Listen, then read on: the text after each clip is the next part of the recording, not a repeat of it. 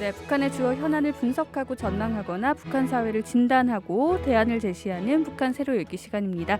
자, 국민통일방송 데일리 NK 이광백 대표 나오셨습니다. 대표님 안녕하세요. 네, 안녕하세요. 자, 한국 정부가요 북한 방송을 개방하는 방안을 검토하고 있다. 자, 이런 소식 들리더라고요. 네, 지난달이었어요. 예. 2022년 8월 통일부가 통일정책 비전과 실현을 위한 3대 원칙과 5대 핵심 과제를 선정을 했습니다. 그리고 대통령에 보고를 했는데요. 네. 뭐 간단하게 내용 볼까요? 일체의 무력 도발은 불용하겠다. 첫 번째 원칙입니다. 호혜적 남북 관계를 발전시키겠다. 두 번째, 그리고 세 번째, 평화적 통일 기반 구축을 하겠다. 이게 이제 세 가지 원칙이고요. 예. 다 5대 핵심 과제는 첫째, 북한의 완전한 비핵화와 남북 신뢰 구축. 그리고 둘째, 상호 존중에 기초한 남북 관계 정상화. 셋째, 북한 주민의 인권 증진과 분단 고통 해소. 네 번째, 남북 간 개방과 소통을 통한 네. 민족 동질성 회복. 그리고 끝으로 다섯 번째, 국민 그리고 국제사회와 함께 내실 있게 통일 준비하겠다. 이렇게 이제 제시를 했는데요. 예. 이 가운데 이 네 번째 과제, 민족 동질성 회복을 위해서 남북 간의 언론, 출판, 방송 등을 단계적으로 개방을 해서 예. 서로 이해할 수 있게 하고 또 공감대도 아. 넓혀 가겠다. 이렇게 발표를 했습니다. 자, 그런데 뭘 덧붙였냐면 만약에 북한 방송 등을 국내에 먼저 개방을 하고 네. 북한에 이에 상응하는 호응을 유도하는 방안까지도 검토하고 있다는 내용이 포함되면서 네. 북한 방송을 그럼 우리 정부가 먼저 개방하겠다는 것인가? 이런 이야기들이 오고 가는 거죠. 자, 그러니까 이 남북이 서로 방송 통신을 단계적으로 개방을 하면 정말 민족 동질성이 좀 회복될 수 있는 문제니 이걸 추진해 보겠다는 건데 사실은 북한 정부가 이걸 호응할지 그래서 한국 방송을 개방할지는 미지수 아닌가요? 사실 네. 남북이 방송 통신을 서로 동시에 개방할 가능성은 사실 낮죠. 네. 통일부가 그래서 북한 방송 등을 국내에 먼저 개방하고 북한의 이에 상응하는 호응을 유도하는 그런 방안을 검토하고 있다고 밝혔는데요.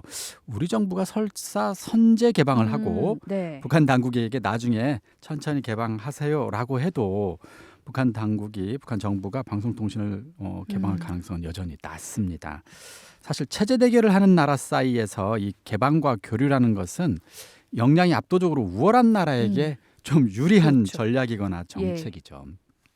사실 북한 정부도 1980년대까지는 전면 개방 자유 왕래 이런 구호를 내세우면서 한국 정부를 압박한 적이 있습니다. 이런 시절이 있었네요. 그렇죠. 예. 그런데 1990년대 전 세계 사회주의 나라들이 연이어서 붕괴를 하자 북한 정부가 그동안 강력히 주장해왔던 전면 개방 자유 왕래 구호를 그냥 슬그머니 감췄습니다. 네. 그래서 지금은 전면 개방 자유 왕래 주장을 그렇죠. 북한이 안 하고 네. 있는데 이것은 김정은 정부가 들어선 이후에 한국 콘텐츠 시청과 확산을 강력히 지금 단속 처벌하기까지 하고 있고요. 네. 외부 방송이나 통신을 통해서 흘러들어오는 정보가 체제에 위협이 된다고 이제 판단하기 때문인 것으로 보여요.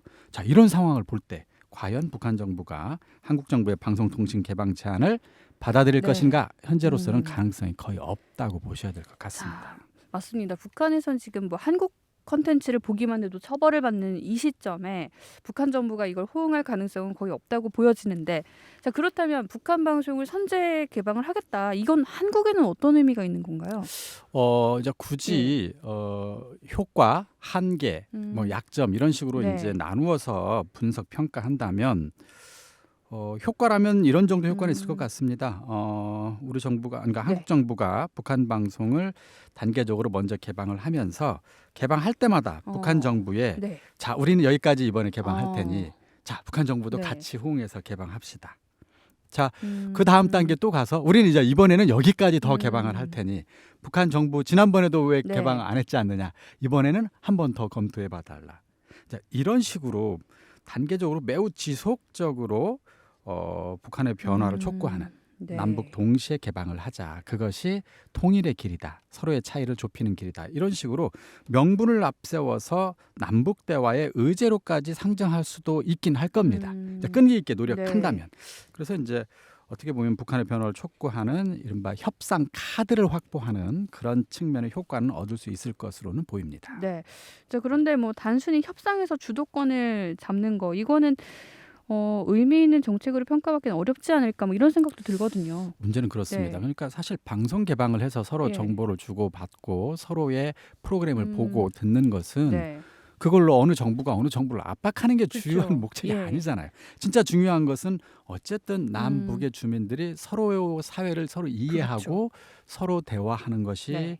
통일을 위해서 반드시 필요하다. 결국은 방송 개방이라는 것이 핵심은 컨텐츠 그 내용을 서로 네. 열어놓고 보고 듣는 거잖아요, 서로가. 그렇죠. 그래서 한국 정부의 북한 방송 개방에 북한 정부가 호응하지 않는다면 북한 주민에게 직접 다양한 지식과 정보를 제공하는 대북 방송을 강화하면 어떻겠느냐. 네. 어차피 북한 정부가 호응하지 않으면 의미가 없고 네. 실질적인 목적을 달성할 수 없지 않느냐. 그런 그런 약점을 보완하기 위해서 실질적인 정보 교류를 조금이라도 좀 더 확대하자면 그런 방식도 검토해 볼 필요가 있다. 네. 이런 의견이 나오고 있습니다. 네, 한국에서 이제 북한 방송 보게 되면 호기심으로 사람들이 좀 볼 것 같긴 한데 그렇죠. 네, 그게 또 얼마나 실효적으로 남북 관계에 도움이 될 것인가는 또 다른 문제인 것 같은데요. 네. 자, 지금 말씀해 주신 대북 방송 강화가 그 측면에선 또 더 효과적일 수 있겠다는 생각도 듭니다. 그렇다면 민간 대북 방송을 강화하는 방법 좀 구체적으로 나온 것들이 있을까요? 그러게요. 네. 이제 우리 정부가 선제 개방하겠다 하면 이제 아마 북한 방송이 네. 이제 실행 단계에 들어가면 한국 사회 주민들이 보고 싶으면 언제라도 그쵸, 볼 수 그쵸. 있게 되겠죠.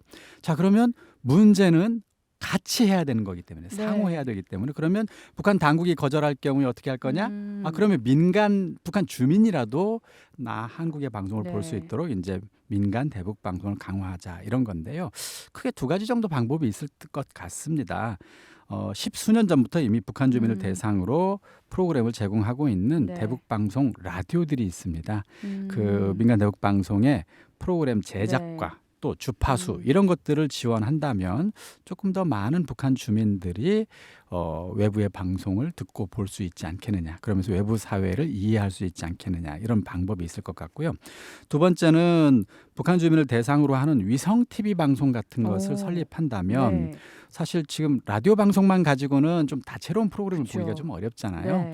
영화나 드라마 이런 것들은 아무래도 영상 프로그램이 많거든요.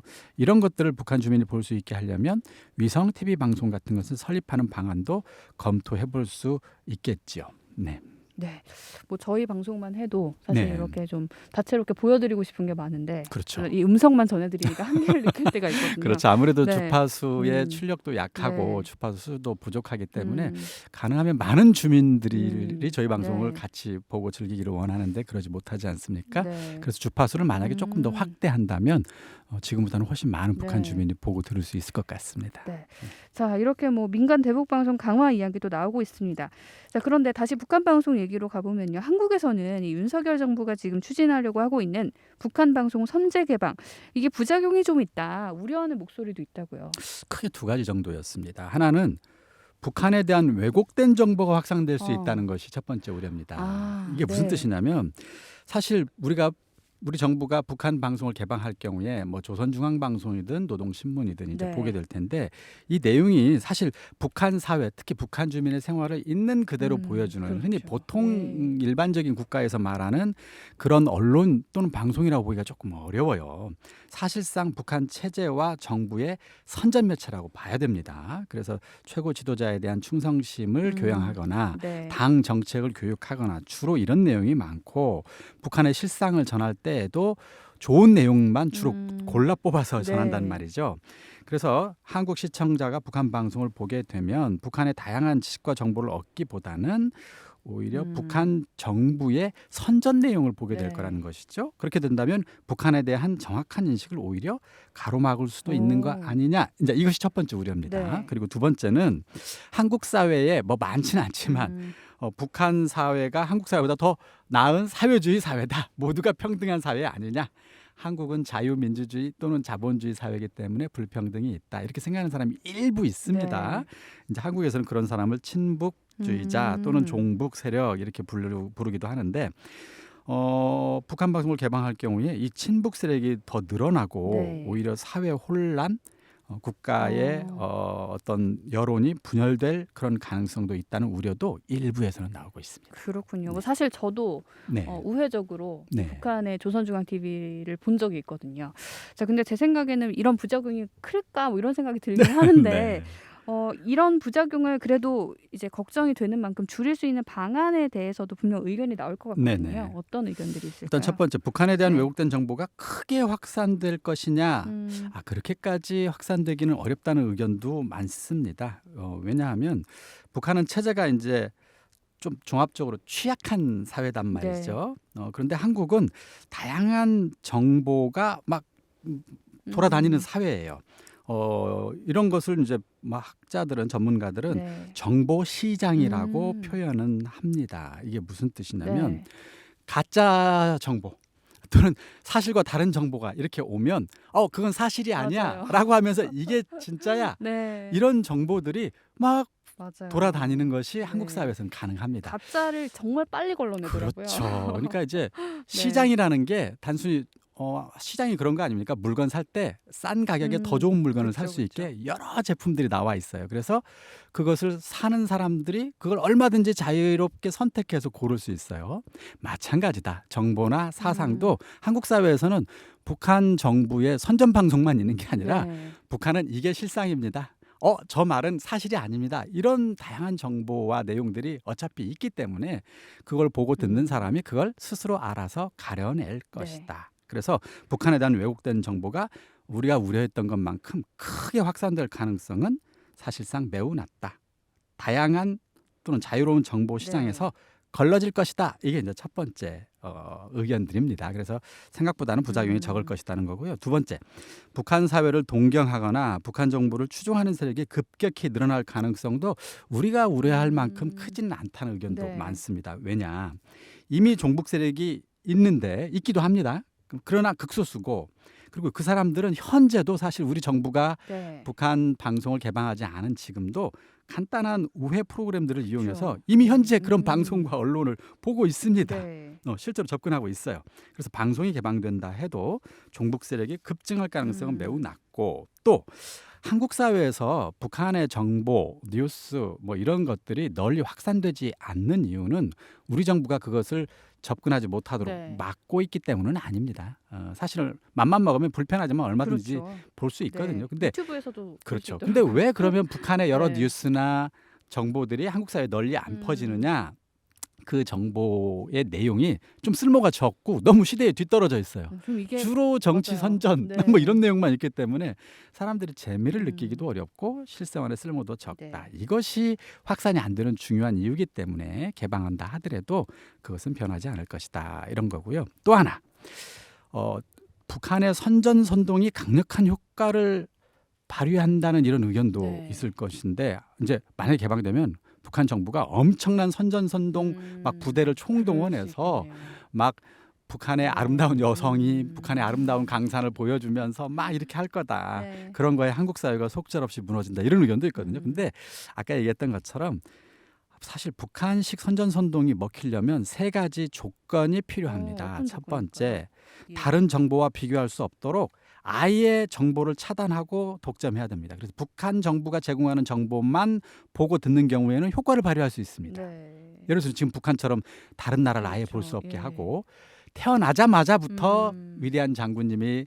너희들에게 먹여 살리시고 배급 주면서, 그리고 우리가 전 세계에서 가장 아름다운 지상 낙원이라는 시계, 그리고 한국 사회는 미제국주의 식민지고 자본주의 나라들은 썩고 병들어서 고통스럽게 산다는 식의 이런 선전이 먹히려면 다른 나라가 진짜로 어떻게 사는지를 알면 안 되잖아요. 그래서 정보를 차단하고 독점하는, 이것이 중요한 조건인데, 그러기엔 정보가 너무 많죠. 한국은 그런 사회가 전혀 아니잖아요. 그리고 두 번째, 생존을 볼모로 한 선전선동은 그런 선동이 먹힐 수 있어요. 아까 얘기했던 배급을 장군님이 주기 때문에 그 배급을 통해서 그 이데올로기를 강요한다 하더라도 그것을 믿지 않으면 배급을 못 받는 사회가 된다면 모를까. 그렇지 않은 경우에는 그 선전을 믿는 사람이 거의 없을 거라는 점. 마지막으로 철저한 감시와 처벌. 그러니까 폭력이죠, 폭력.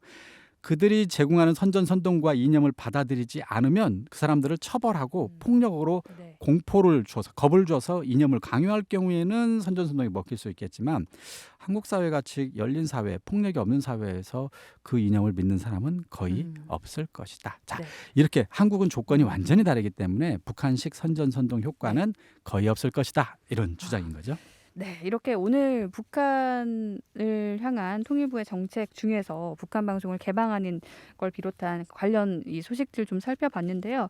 아무래도 윤석열 정부가 집권하면서 많은 추진들을 하고 있는데 북한 방송을 선제적으로 개방하는 방안 어떻게 또 이것이 그림이 그려질지 기대하면서 지켜봐야겠습니다. 자, 오늘도 이광백 대표님과 함께했습니다. 고맙습니다. 네, 감사합니다.